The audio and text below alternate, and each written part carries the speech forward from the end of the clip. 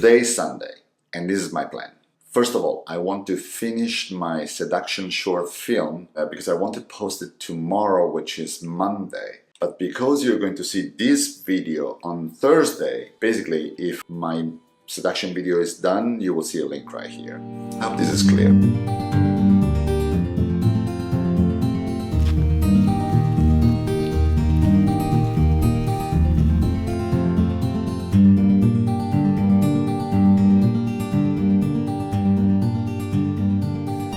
Done with that, I will drive to the ocean, because here we have 100,000 degrees. At the ocean we have 40 degrees Fahrenheit less, and also the scenery is much nicer. I want to fly the drone and take some pictures from the sky to use in this video, where I will share my Lightroom adjustments. That's all.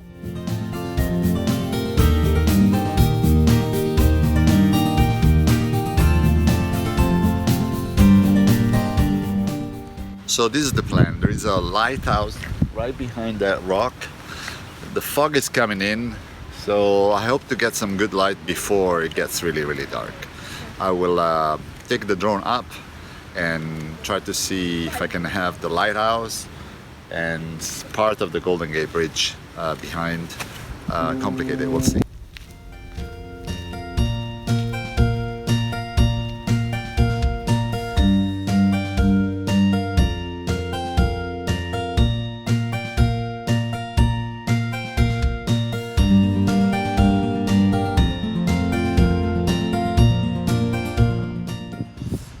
There's still quite a lot of light, so I will use an ND filter 16. I always recommend to hold the drone like a baby, and with the left hand you hold the gimbal steady. With the other hand you clip in your ND filter. Safe way to put it on.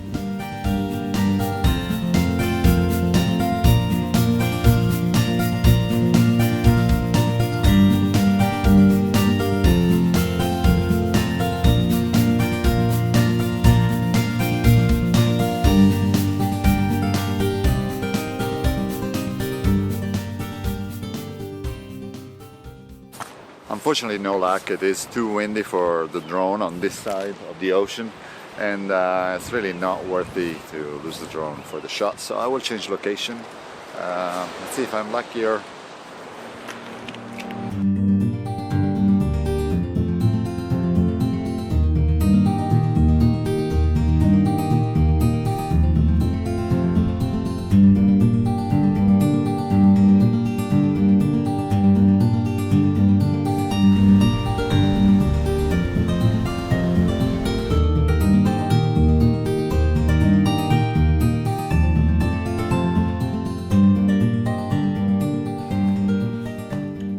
So things didn't really go the way I hoped, which for my experience in photography, it happens quite often.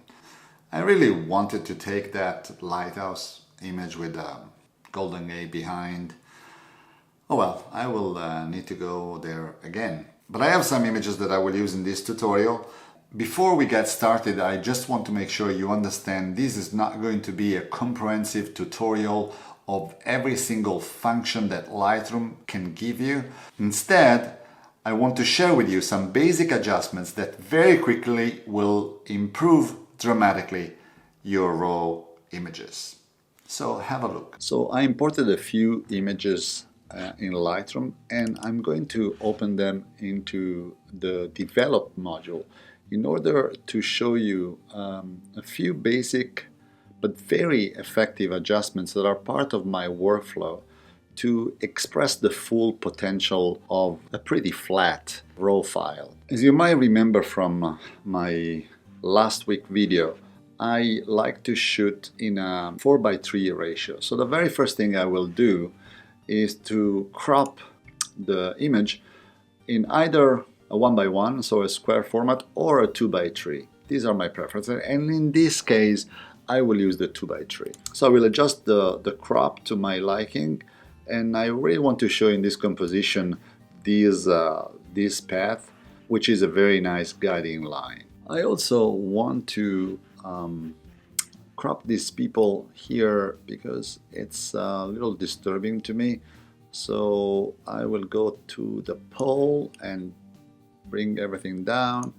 And this is my final crop. I think it's much cleaner, so I will work with this. As you can see, all the information in my histogram are in the center. I'm not clipping in the blacks or in the white. So this is great. It means the image is exposed in a balanced way. Said so, I can still do quite a bit of adjustments. First thing I usually do is that I want to really bring down the highlights and increase the shadows a little bit. By holding shift and double clicking on whites, I will actually expand the whites in the image, and doing the same thing, shift and black, I will expand the dynamic range of this image to the limits. I usually add a little bit of vibrance, not much, and also a little bit of saturation. In this case, I don't touch the clarity. As I shot this image in RAW, I can change the white balance to whatever I like. And I think that the daylight will work quite well for this image. But if I'm not satisfied with it, I can always drag the white balance selector to any part of the image and usually search for neutral color, neutral gray, to basically pick your neutral target and manually select your white balance. In this case, I'm happy with the daylight white balance. Before moving on, there's something that I really don't like. So basically there are these two guys here that I want to delete from my image. I know that we can do a much better job in Photoshop, but I think we can remove them using the clone and heal brush. Let's see if this will work. I think that these might work very well for this image because, as you can see, they're gone and you cannot really notice they were there before. I might do the same thing over here. I can see that there is a distracting element of two people right here. Let's see how this works. I think it works fine as well. So now no more distracting elements in the picture. Let's move on from the basic panel to the tone curve. We can manually adjust the tone curve, or we can rely on some pre-adjustments. And the medium contrast usually works very well for an image like this. Let's move on to the detail. Basically, in the detail panel, I can increase or decrease the sharpening. I usually don't go crazy with this, and I use a minimum radius and a maximum detail, and I mask the sharpening area by clicking on Option and moving the mask to, in this case, 30. Also, we'll increase a little bit of luminance in order to remove some noise from this image, just a tiny bit. In this case, a value of 10. Make sure that your lens correction settings are clicked in. In this case, when I import, I automatically have chromatic aberration and profile corrections enabled. And then let's move to the effects. In an image like this, I think it would be worthwhile to put a little bit of vignetting, and without going crazy, we can adjust midpoints, roundness, and feather to our liking and create a little more dramatic feel. The upper right corner is clearly brighter than the rest of the image, so I can add a gradient filter. Once I'm happy with my selection, I can maybe bring down the highlights, maybe increase the contrast a little bit, and maybe reduce the exposure. And by clicking here, I can see the before and after effect. It's a subtle, but in my opinion, worthwhile adjustment.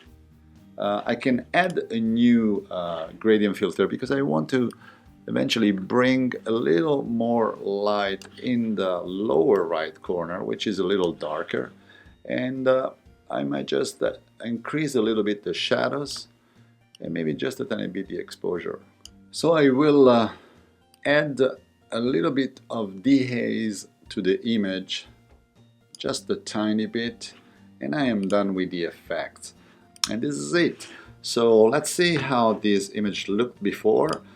And as you can see, with very few adjustments, we dramatically changed a very flat raw file into a more compelling and interesting image, I think. So again, very basic, very fast, but also very effective adjustments that will quickly increase the quality of your images and let your images express their full potential without the need of buying any presets online from anybody. A lot of people are scared to use raw format in photography because they think there's too much work, too much processing to do afterwards. Instead, as you could see, with very few adjustments, you can transform your raw files in beautiful images.